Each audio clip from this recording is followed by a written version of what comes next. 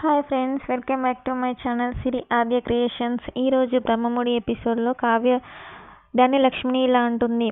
ఏంటి మా అక్క వాళ్ళ గురించి, చెల్ల గురించి, నా గురించి ఇంత ఘోరంగా మాట్లాడిన నీకేంటి ఇచ్చేది బోడి మర్యాద అనేసి అంటుంది కావ్య. అప్పుడు ధన్యలక్ష్మి అపర్ణతో ఇలా అంటుంది. చూసావా అక్క నీ కోడలు ఎలా మాట్లాడుతుందో అని అంటుంది. అప్పుడు అపర్ణ కూడా నేనే చెప్పాను నా కోడలికి ఎవరేమన్నా పడొద్దు అనేసి, నువ్వు గౌరవంగా మాట్లాడి నీ గౌరవాన్ని నిలుపుకో అనేసి చెప్తుంది ధన్యలక్ష్మికి అపర్ణ. అప్పుడు కావ్య ఇలా అంటుంది. మేము అసలు ఎక్కడికి వెళ్ళి వస్తున్నామో మీకు తెలుసా? మేము మా పుట్టింటికి వెళ్ళి వస్తున్నాము. ఇవాళ మా అప్పుకి పెళ్లి చూపులు, అది ఓకే అయ్యాకే మేము వచ్చాము. చాలా సంతోషంగా వస్తున్నాము. అలాంటిది మీరు మమ్మల్ని ఇలా అవమానిస్తున్నారు అని అంటుంది కావ్య. అప్పుడు రుద్రాని ఇలా అంటుంది. ఎవరికేం తెలుసు, ఇప్పుడు ఇలాగే నిశ్చయం చేసి కనకం గురించి ఎవరికి తెలియదు. లాస్ట్ వరకైనా ఏం చేసేది తెలియదు. ముసిగేసి అయినా పెళ్లి చేస్తుందిలే అనేసి అంటుంది రుద్రాని. అప్పుడు అపర్ణకి కోపం వచ్చి ఇలా అంటుంది. అసలు నా కోడలికి ముసుకేసి చేసింది నువ్వే కదా, అప్పుడే కదా నీకు చెంప పగిలేలా ఆన్సర్ ఇచ్చాను. ఆ చెంప దెబ్బ ఇప్పుడే మర్చిపోయావా రుద్రాని అనేసి అంటుంది అపర్ణ. అప్పుడు స్వప్న ఇలా అంటుంది. ఆహో, మా అత్తయ్యని మీరు కొట్టారా? ఛీ, అబ్బా ఆ సీన్ని మిస్ అయ్యానే అనేసి అంటుంది స్వప్న. రుద్రాని ధన్యలక్ష్మితో ఇలా అంటుంది. నేనేదో నీకు మంచి చేయాలని అనుకున్నాను, కాకపోతే అందరూ నన్నే అపార్థం చేసుకుంటున్నారు. నువ్వు ఏమైనా చేసుకో, ఆ అప్పుని నీ కోడలుగా చేసుకో, నువ్వు ఏమైనా చేసుకో, నాకు అనవసరం అనేసి రుద్రాని ధన్యలక్ష్మితో అంటుంది. సరే ధన్యలక్ష్మి కావ్యతో ఇలా అంటుంది. సరే కావ్య, నువ్వు కళ్యాణ్ని ఎలాగైనా పెళ్ళికి ఒప్పించు.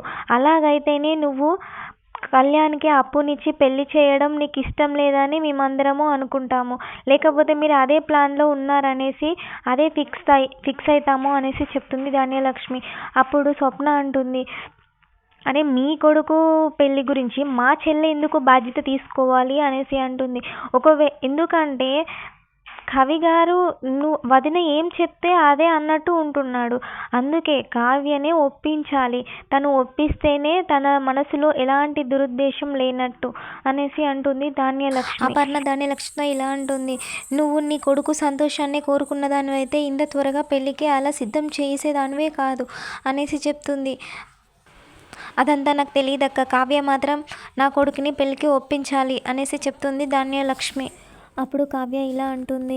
ఎవరో అంటున్నారని కాదు, నా పైన నింద పడిందని కాదు, ఈ పెళ్ళి చేసుకుంటే కవి గారి లైఫ్ బాగుంటుంది, తను హ్యాపీగా ఉంటాడు అని అనిపిస్తే తనను పెళ్ళికి ఎలాగైనా నేనే ఒప్పిస్తాను, ఆ బాధ్యత నేనే తీసుకుంటాను అని చెప్పి అక్కడి నుంచి కావ్య స్వప్న ఇద్దరు లోపలికి వెళ్ళిపోతారు.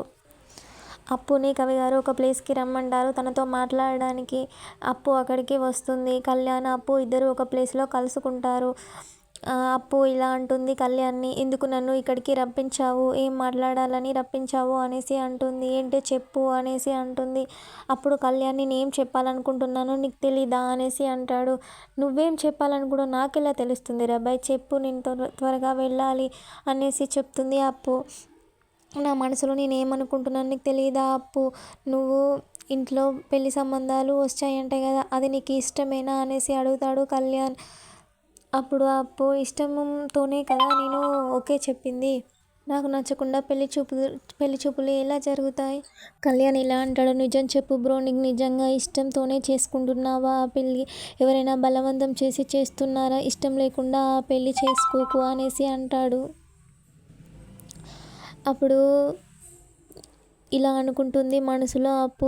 ఒకవేళ నేను ఇష్టం లేదు అని చెప్తే ఆ పెళ్ళి జరగకుండా నువ్వు ఆపేస్తావు అని అనుకుంటుంది.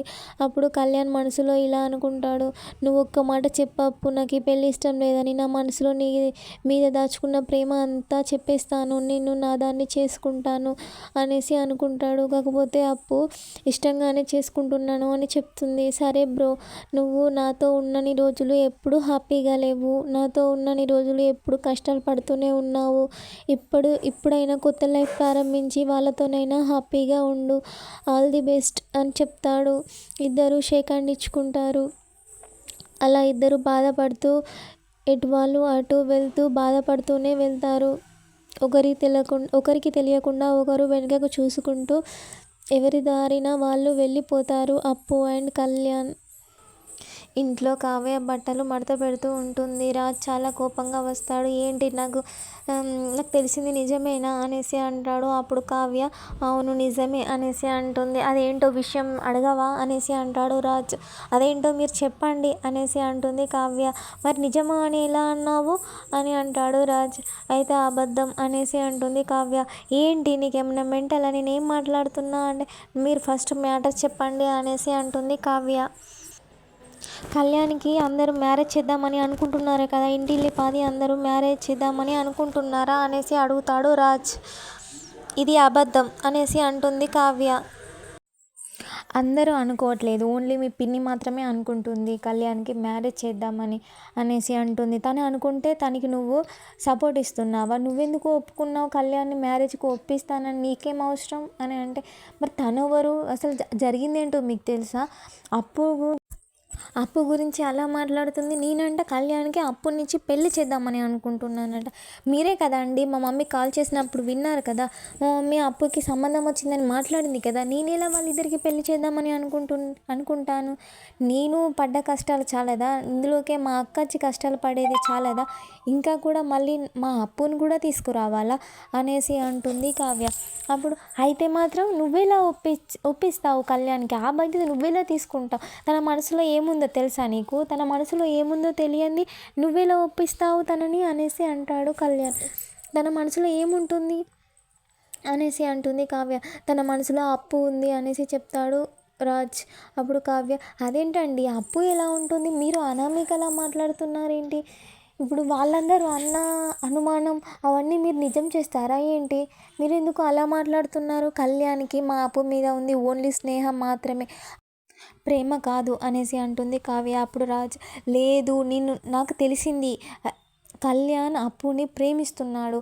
ఆ విషయం తెలిసే కదా నేను ఇంతలా ఉరుతున్నాను. నన్ను ఎందుకు పట్టించుకోవట్లేదు? తను అప్పుని ఇష్టపడుతున్నాడు, వాళ్ళిద్దరికి ఎలాగైనా పెళ్ళి చేయాలి అనేసి అంటాడు రాజ్.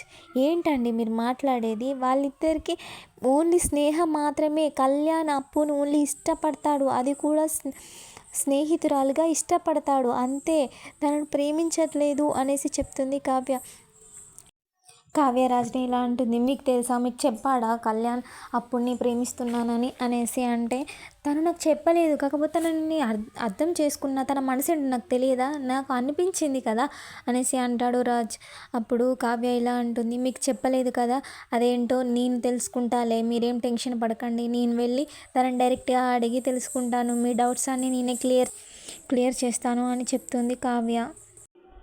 రుద్రాని చాలా హ్యాపీగా ఫీల్ అవుతుంది. బయటకు వచ్చి చాలా నవ్వుకుంటుంది. రాహుల్ ఏమైంది మమ్మీ ఇంత హ్యాపీగా ఉన్నావు అంటే చూసావారా నేను ఆ అప్పుని ఇంట్లోకి రాకుండా ఎలా చెడగొట్టానో, ఇదంతా ఒక బాంబేశాను, అది దాన్ని లక్ష్మి అలా క్రియేట్ చేసింది. ఇలా ఇప్పుడు ఆ అప్పుని కావ్య ఏం చేసినా కూడా ఈ ఇంట్లోకి అస్సలు తీసుకురాదు. కళ్యాణ్ రాజ్ మాట్లాడుకునేటప్పుడు నాకు అర్థమైంది కళ్యాణ్ అప్పుని ఇష్టపడుతున్నాడని. అది ఎలాగైనా జరగద్దని దాన్ని లక్ష్మిపై అలా పెళ్లి సంబంధం క్రియేట్ చేశాను. ఇప్పుడు వాళ్ళంతా కావ్యకి స్వప్నకి రివర్స్ అయ్యారు. ఇప్పుడు కావ్య ఏం చేసినా కూడా అప్పుని ఇంట్లోకి తీసుకురాదు, వాళ్ళిద్దరికీ పెళ్లి చేయదు, ఇప్పుడు కావ్యని ఆ పెళ్ళికి ఒప్పుకోదు అనేసి చెప్తుంది రుద్రాని. ఆ రాజ్ చేద్దామని అనుకున్నా కూడా కావ్య ఒప్పుకో అని అంటుంది రుద్రాని. కావ్య కూరగాయలు కట్ చేస్తూ ఉంటుంది. అప్పుడు ఇదంతా ఆలోచిస్తూ ఉంటుంది. రాజ్ అన్న విషయాలు అటుగా వెళ్తున్న కవిగారిని పిలుస్తుంది. కవిగారు నీతో కొంచెం మాట్లాడాలి, బయటికి వెళ్దాం పదా అని బయటికి తీసుకొని వెళ్తుంది. కవిగారు ఇక్కడ మాట్లాడండి వదిన అనేసి అంటే లేదు నేను బయటే మాట్లాడతాను అనేసి బయటికి తీసుకొని వెళ్తుంది. అక్కడ కావ్య డైరెక్ట్ కళ్యాణ్ని ఇలా అడుగుతుంది. మీరు అప్పుని ప్రేమిస్తున్నారా అనేసి అంటుంది. కళ్యాణ్ షాక్ అవుతారు. ఏం మాట్లాడు, కాకపోతే కావ్య ఇలా అన్నీ అంటూ ఉంటుంది. మీరు అప్పుని ప్రేమించడం ఏంటి, మీది పవిత్రమైన స్నేహమే కదా, మీరు అప్పుని ఇష్టపడుతున్నారా? మీ అన్న ఏంటి అలా అంటున్నాడు, మీరు అప్పుని ఇష్టపడుతున్నారని నాతో వాదిస్తున్నాడు, ఈ ఇంట్లో వాళ్ళందరికీ ఏమైంది, అందరూ అలా మాట్లాడుతున్నారు, ఒక్కరు కూడా అర్థం చేసుకోవట్లేదు ఏంటి కవి గారు అనేసి అంటుంది కావ్య కళ్యాణ్తో. మీకు అప్పు కనుక ఇష్టం ఉన్నట్లయితే మీరు అనామికని ఎందుకు పెళ్లి చేసుకుంటారు కవి గారు? అసలు వీళ్ళ లాజికే అసలు ఆలోచించట్లేదు ఏంటి అంటే మీరు అప్పుడే అప్పుని ఇష్టపడట్లయితే అనామికని పెళ్ళి ఎలా చేసుకుంటారు? వీళ్ళందరూ ఎందుకు అలా మాట్లాడుతున్నారు? మీరే చెప్పండి కవి గారు. అసలు నా పిచ్చి ఏంటి? అసలు మిమ్మల్నే అడుగుతున్నారు. మీ గురించి నాకు తెలుసు కదా, మీరిద్దరిది ఎంత పవిత్రమైన స్నేహమో. అయినా కూడా వీళ్ళందరూ ఇలా అంటున్నారు. నేనేంటి మిమ్మల్నే వచ్చి అడుగుతున్నాను. నాకు ఆ మాత్రం తెలియకుండా అయిపోతుంది ఏంటి అనేసి కావ్య తనకు తానే అనుకుంటూ కళ్యాణ్ని అడుగుతున్నట్టు ఉంటుంది. కళ్యాణ్ ఏమీ మాట్లాడడు. అప్పు కూడా మిమ్మల్ని ఇష్టపడ్డట్లయితే తను పెళ్ళికి ఎలా ఒప్పుకుంటుంది కవి గారు? తను పెళ్లి చూపులకి వచ్చి మామూలుగానే కూర్చుంది.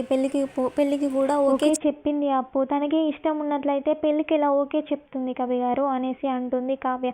ఇంతటితో ఇవాటి ఎపిసోడ్ పూర్తవుతుంది.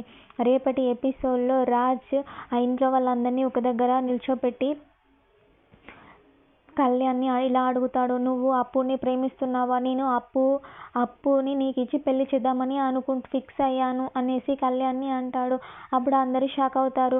కావ్య ఇలా అంటుంది, కళ్యాణే చెప్పాడు అప్పుని ఇష్టపడట్లేదని, తను ప్రేమించట్లేదని, మీరెందుకు ఇలా మాట్లాడుతున్నారు? నేను అడిగాను అనేసి అంటుంది కావ్య. నేను అడిగితే తను ఇష్టపడట్లేదని చెప్పాడు, మీరెందుకు ఇలా అంటున్నారు అనేసి రాజ్ని అంటుంది కావ్య. అప్పుడు ధాన్యలక్ష్మి కవిని ఇలా అంటుంది, ఏంట్రా నువ్వు దాన్ని ప్రేమించడం ఏంట్రా ఇప్పుడు అనేసి అంటుంది ధాన్యలక్ష్మి కళ్యాణ్ని. ప్లీజ్ నా ఛానల్ని ఫస్ట్ టైం చూస్తున్నట్లయితే లైక్, షేర్